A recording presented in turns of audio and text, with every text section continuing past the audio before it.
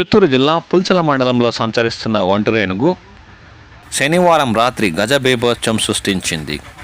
పాతపేట, కల్లూరు, పాలెం పంచాయతీల్లో రాత్రి ఒంటరి ఏనుగు పంటలను ధ్వంసం చేయడంతో మామిడి, కొబ్బరి, అరటి, బొప్పాయి, వరి పంటలకు అపార నష్టం వాటిల్లింది.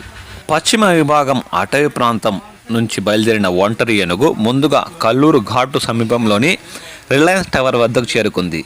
షాజహాన్కు చెందిన మామిడి చెట్ల కొమ్మలను విరిచేసి కల్లూరు గంటవారిపల్లి రోడ్డును దాటుకుని పాతపేట వద్దకు చేరుకుంది. అరటి, మామిడి, కొబ్బరి, బొప్పాయి పంటలను ధ్వంసం చేసింది. అక్కడి నుంచి ఎద్దులవారిపల్లికి చేరుకుని మామిడి చెట్లను ధ్వంసం చేసింది.